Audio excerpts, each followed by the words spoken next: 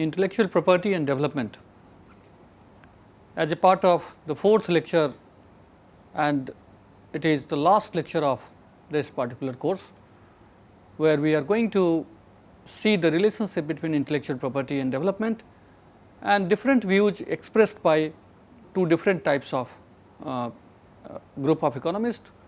And from this discussion we are going to relate the entire issue of development and matter of development with intellectual property. As we have seen in our first lecture of this week 4 lecture, where we have seen that there is a high value of commercialization of intellectual property today in the field of business and industry.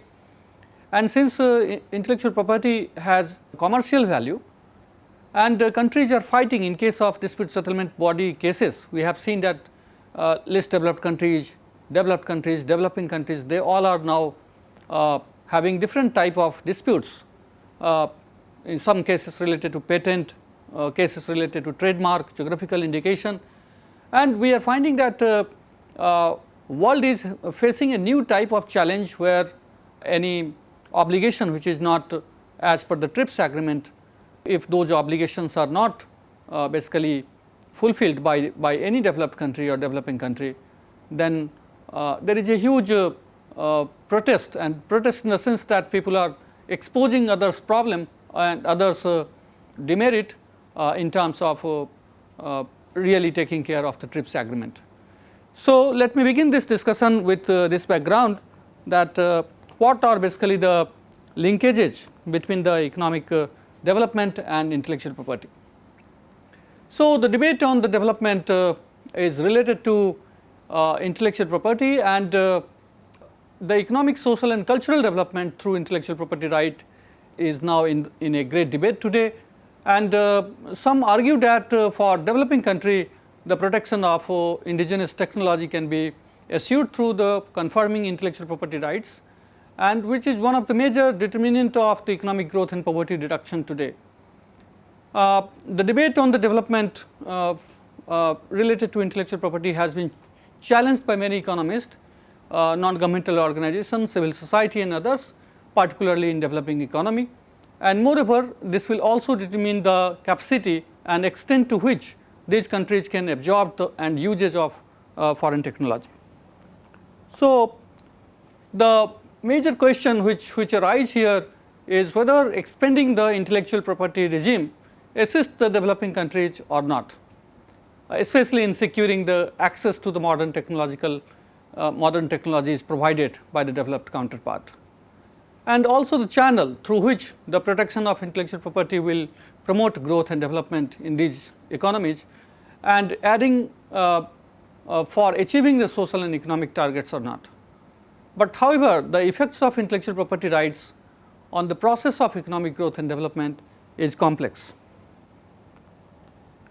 So, some of the economists really point out that there is a stronger IP protection regime which is important to encourage innovation and benefit in developing economies by contributing to more rapid economic growth through the transfer of technology from developed to developing countries.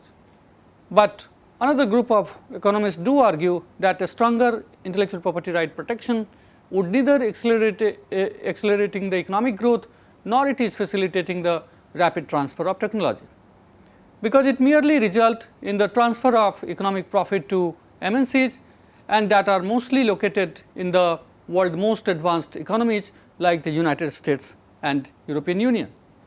So, the question that whether IPR intellectual property rights are only for MNCs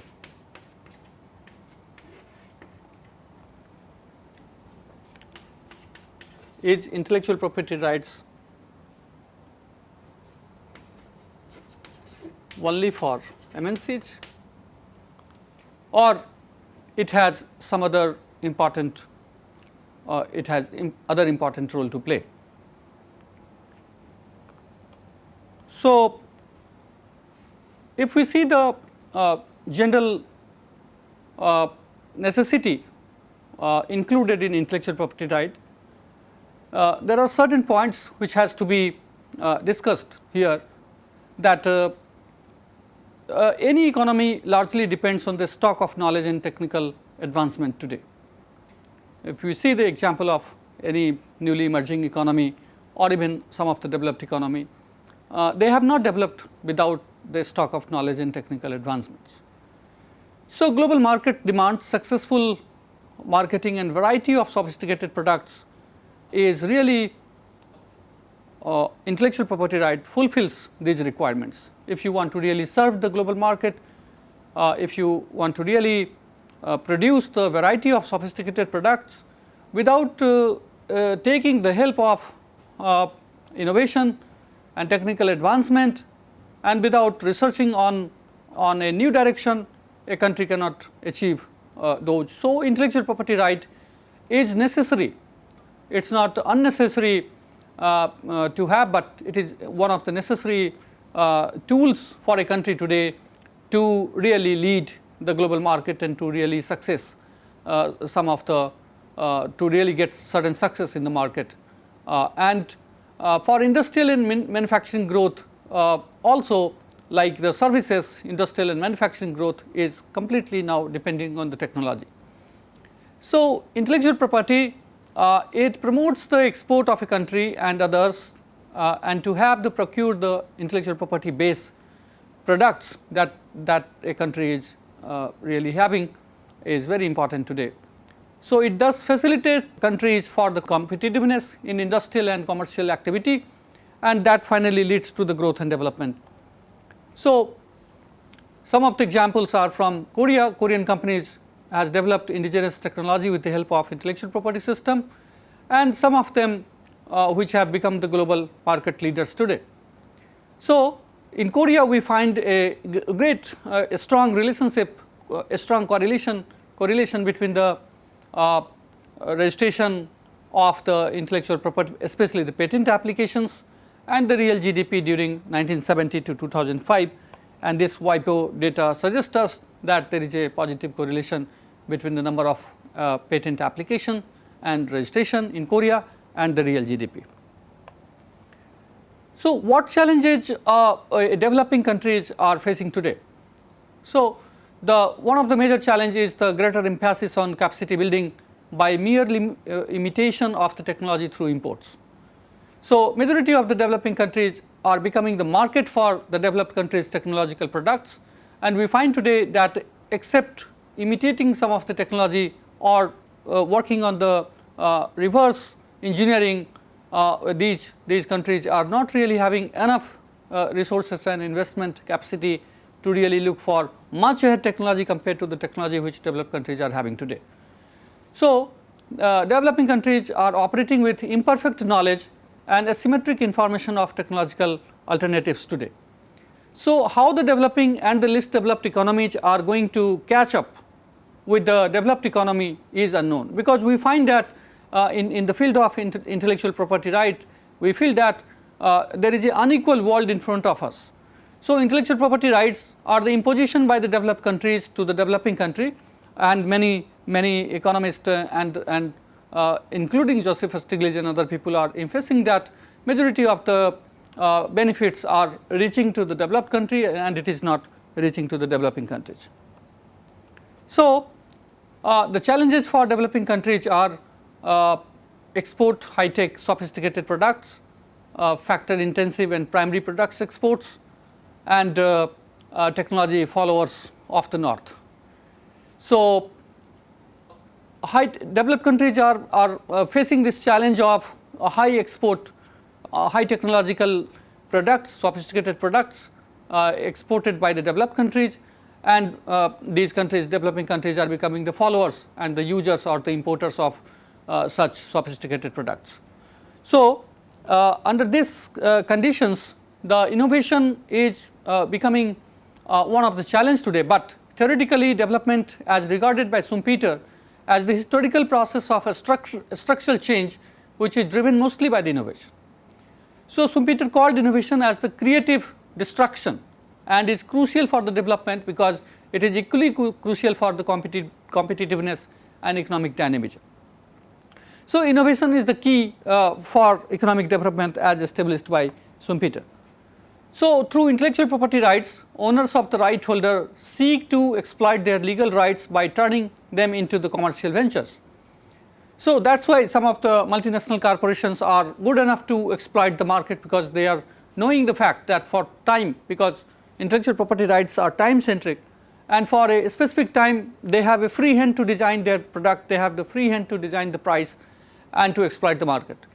So, possibility of attaining such advantage in turn incentivize innovations and creativity.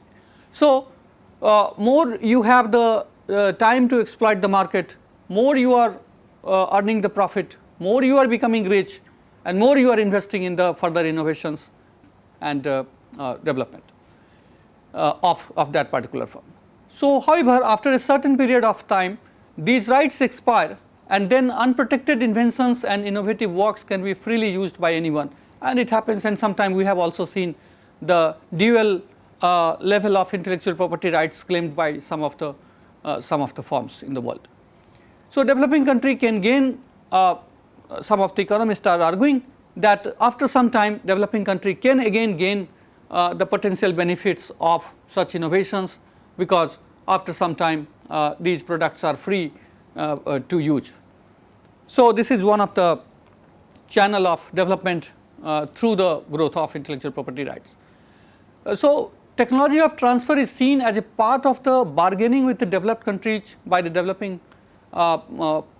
countries with the developing countries in return of protection of intellectual property rights in their country.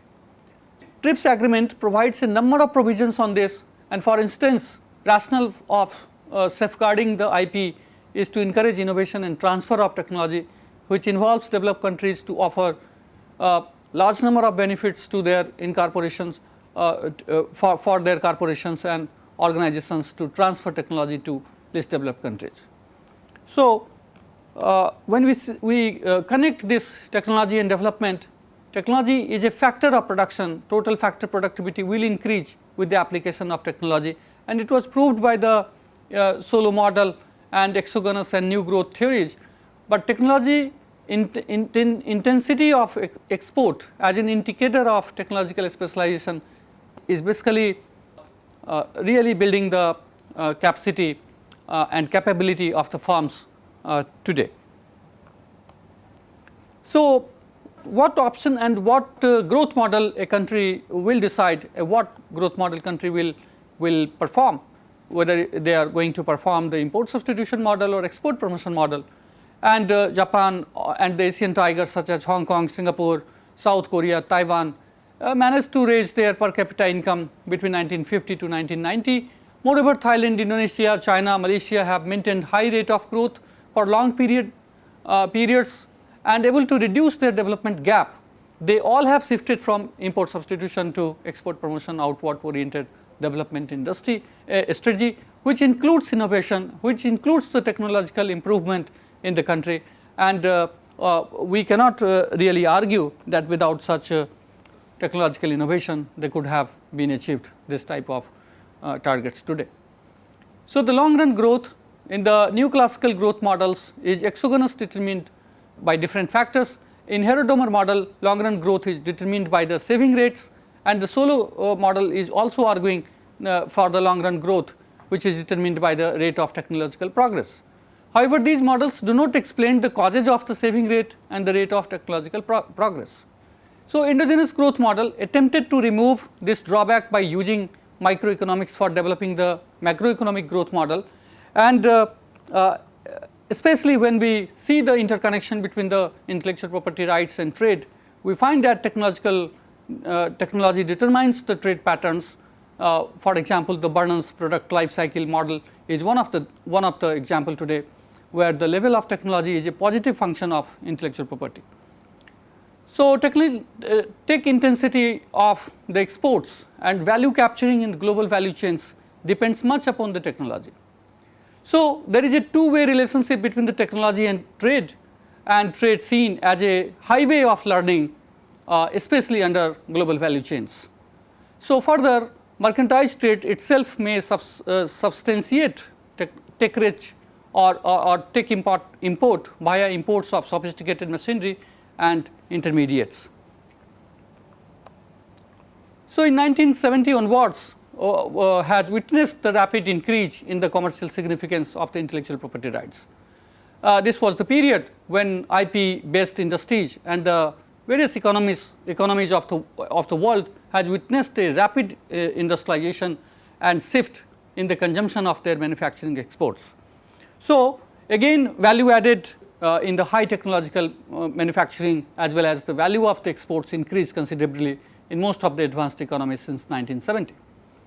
So, these advanced economies exports most sophisticated products of high technological intensity, and this really gives us a certain dilemma in our thinking, and there are issues related to the ethical and social issues which is well connected with the intellectual property rights. So, the skills, talent, scientific expertise, whether they can fit into the property rights regime, intangible nature, ethical moral questions of public domain and public interest versus intellectual property right protections are in front of us. Again, pharmaceutical patents and access to medicine is one of the ethical issues. Agriculture development, especially the genetically modified crops and organic food, we had a long debate in week 3 when we were discussing about what type of certain crops are coming on the way and how it is really going to, in case of India, 3 lakhs, around 3 lakhs people have committed suicide, and this type of number is not a very small number, and that really opening our eyes to find out that how ethical these multinational crops and these multinational seeds are, where the farmers are not really able to control the productivity, and when they do not have any escape to come out from the expectation of the high growth or high productivity from these crops, but due to the some changes, due to the some pesticides and due to some problems occurred on the way, the entire crops are basically helping them, not helping, basically entire crops are basically putting them in a great pressure and they commit suicide. Plant variety protection and biodiversity, biopiracy, gene piracy is another issue which is in front of us. So, again unfair patents, we have seen in case of India that many US companies has the patent rights on neem and basmati and other things, and which is quite unfair in nature. The patent in farmers' rights, the breeders are saying that farmers has no right to keep the seeds.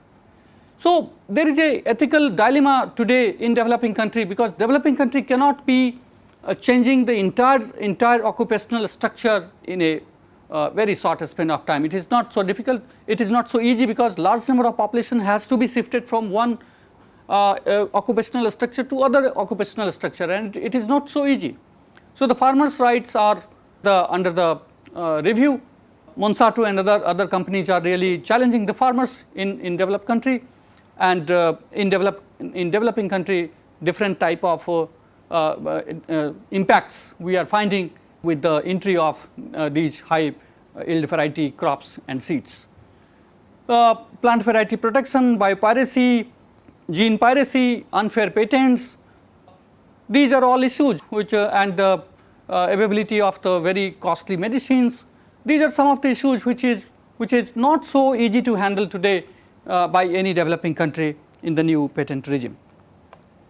So, knowledge, technological product linkages or tradable knowledge is really helping us to have the technological product in our hand. Market structure necessary for the innovation, but this monopolizing, somebody is saying that market structure through innovation is giving us the way to compete and to provide the competitiveness in the society.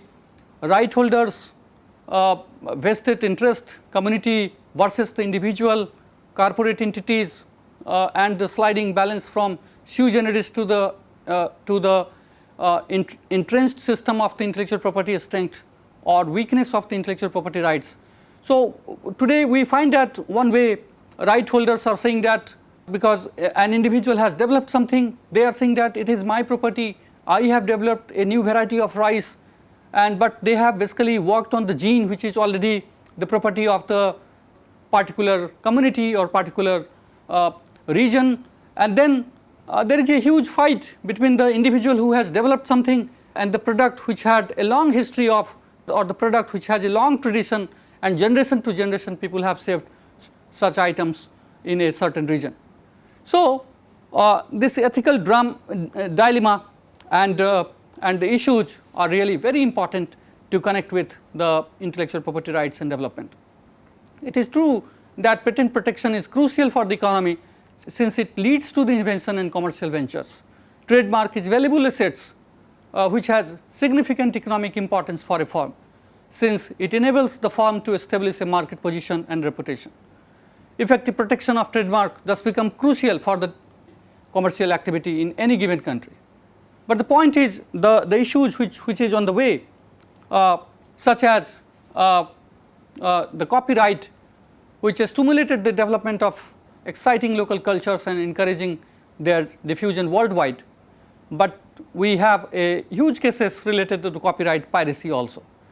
In case of geographical indication, which gives countries and particular regions a special status, and the tagged GI product is recognized worldwide. But we find that even in the geographical indication sector, except 2 products, other products are not really accepted in WTO as one of the registered products. So, we find that there is a uneven distribution of certain intellectual property in the world. Government policy is one of the important, government role is one of the important here to understand that what type of strength you are really going to provide to the domestic firms. So, domestic government policy to strengthen capability building in domestic firms to overcome failure in learning, and institutional infrastructure for R&D is again connected with the government's role.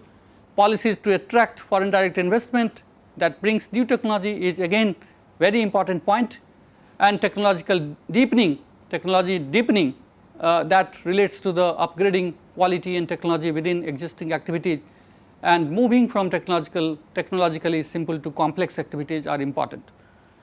So, when we see today the intellectual property rights, after the entire discussion in different weeks, we are finding that there isn't any confusion that intellectual property is required for the sustainable development today. But it is necessary because it will eventually allow countries to develop their own process of technological innovation, and it enables them to absorb effectively the technologically or technologies developed abroad. But at the same time, many developing and least developed countries do face their challenges in a very different way. So, a patent right which is a very legal and important right by any innovator in any part of the world is a different challenge for a farmer surviving for their livelihood in other part of the world. Monsanto today is having the ownership of certain patent, and then based on that, the way the prices are being charged and the way those crops are really require lots of technological inputs and support is not so easy for the farmers in other developing countries and least developed countries to really have. So, we find today that world has two different types of world we are finding today. The one world where patent is a matter of the one part of the world, like in case of United States, we have seen that more than 1,42,000 cases of patent in 2015. So, we have 2 types of world. One world which is working on the principle or working and have the capability to have the mindset or to activism for the now patent, and another side of the world which is struggling for the question that how patent.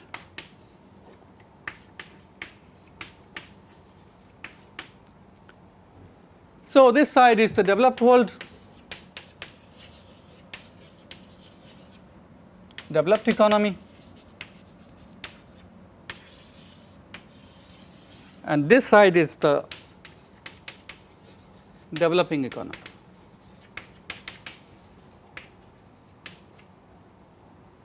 or maybe the underdeveloped economy.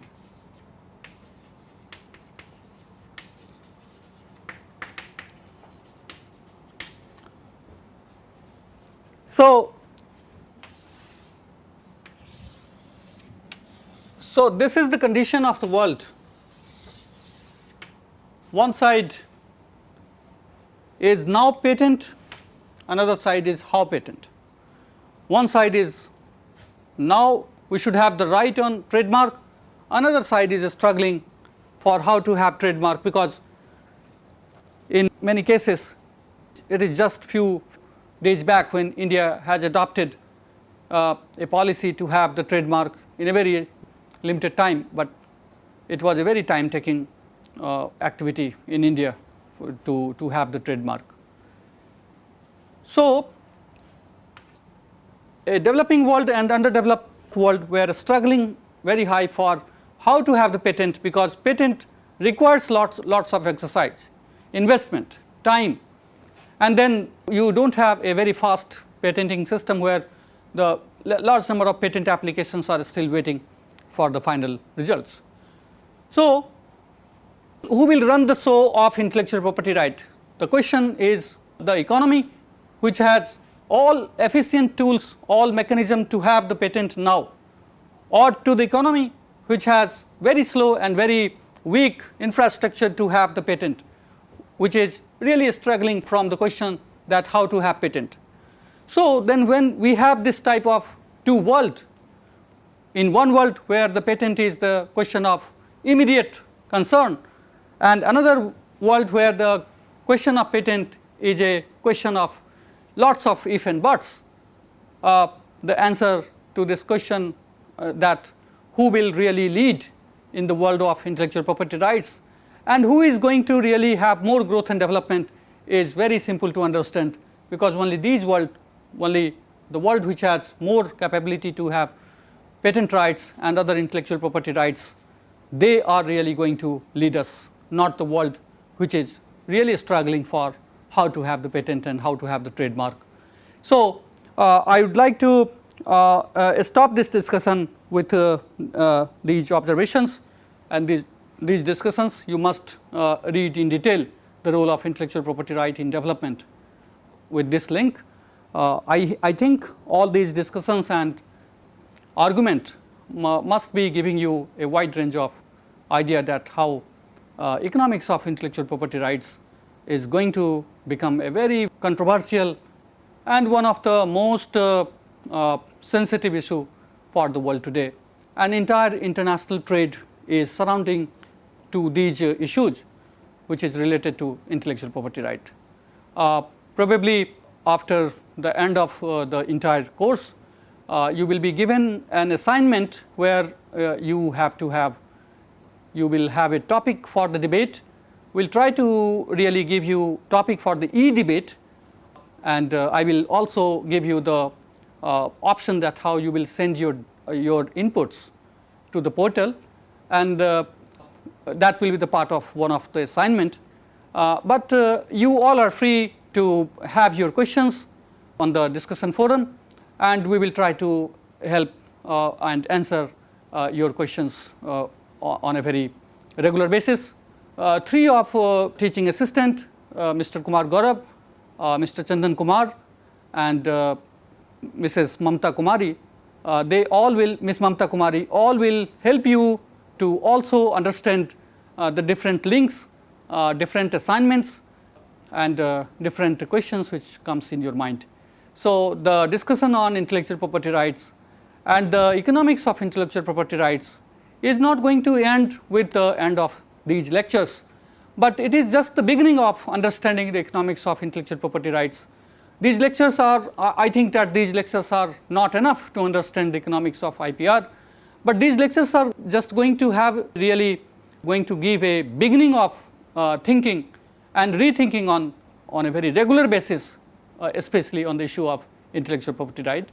And I will love to answer your questions, and I will motivate you to really participate on the discussion forum on a week wise discussion, and it will be really a very fruitful exercise for me too. Thank you.